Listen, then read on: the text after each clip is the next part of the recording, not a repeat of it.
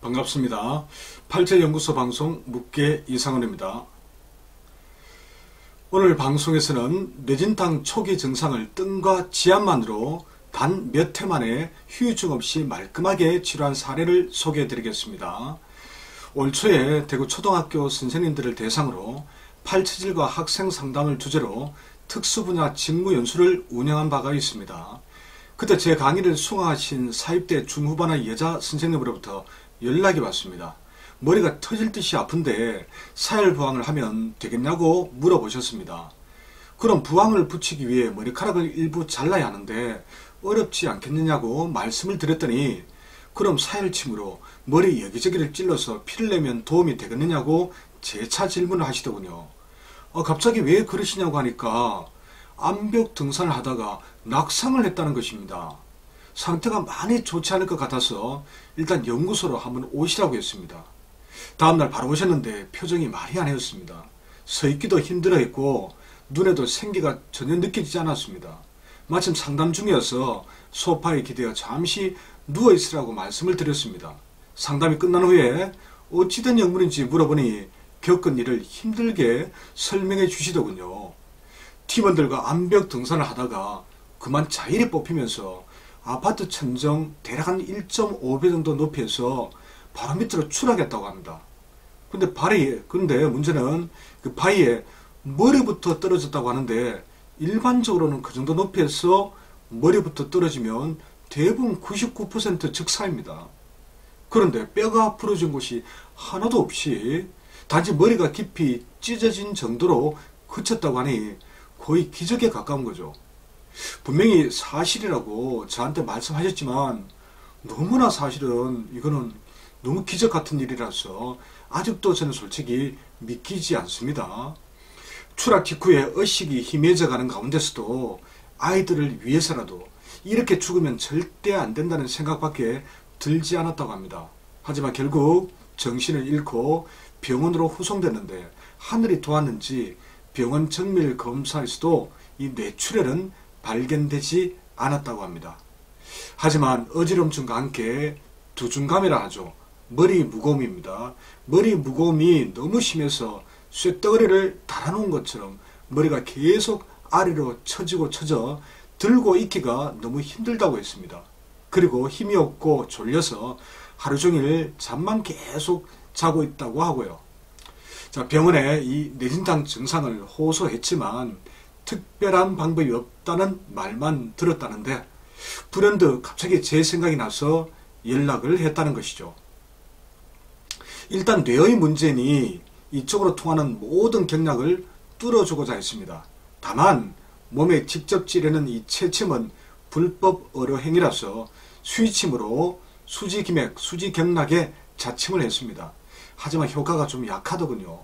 만성질환이라면 충분히 치료 가능한데 이 뇌진탕은 급성질환이기 때문에 반드시 아시아를 중심에 놓고 치료를 해야 합니다.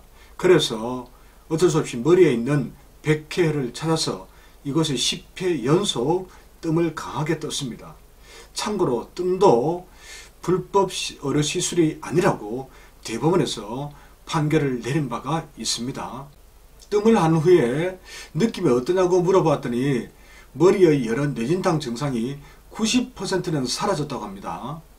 아무래도 선생님을 만나 치료를 받기 위해 운명적으로 제가 특수연수를 듣게 되었던 것 같아요 라고 너무 고맙고 신기해 하더군요. 저도 사실 놀랐습니다. 그렇게 심한 뇌진탕 증상이 뜸 한 번으로 이렇게 치료될 수 있다니 말입니다. 자, 뇌진탕 충격으로 뇌어혈이 많이 쌓였을 테니 뇌진탕 후유증을 예방하기 위해서라도 사혈부항을 몇 번 집에서 해주면 좋겠다고 했습니다. 연수를 하면서 이 부항요법에 대해서 제가 알려드렸으니까요. 머리에는 부항을 하기가 힘드니 뇌의 어혈을 간접적으로 뽑아낼 수 있는 혈자리를 알려드렸습니다. 그리고 당장 좋아졌다고 해도 이 뇌진탕 후유증을 그 뿌리를 뽑지 않으면 언제라도 나중에 문제가 나타날 수 있으니 이틀에 한 번씩이라도 당분간 연구소로 오시라고 했습니다. 두 번째 뜸을 뜬 후에는 머리의 무거움이나 어지럼증과 같은 뇌인탕 증상이 더 이상 나타나지 않았습니다. 모두 사라진 거죠. 그런데 이 시야가 눈앞이 뿌옇고 맑지 못한 것은 여전하다고 했습니다. 진작에 그런 이야기를 했더라면 같이 치료를 했을 텐데 말입니다.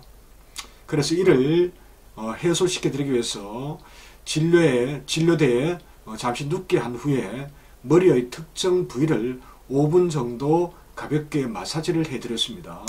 그리고 난 후에 느낌을 물어보니 빗물로 뿌옇게 된 유리창을 와이퍼로 깨끗하게 닦아낸 너무나 맑은 느낌이라며 완전히 이 앞에 시야가 막혔던 부분이 정상으로 돌아왔다고 했습니다.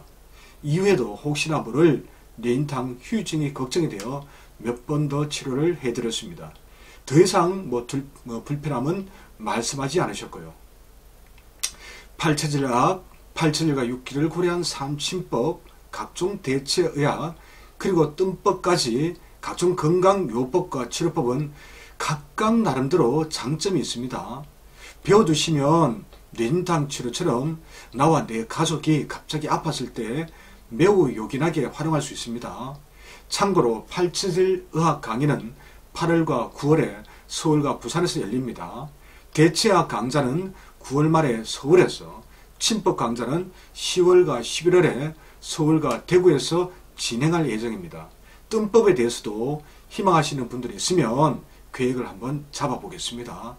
구체적인 이 강의 일정은 87나라 네이버 카페와 87나라 연구소 네이버 블로그를 통해서 계속 안내를 하고 있으니 관심 있는 분들은 확인을 부탁드립니다.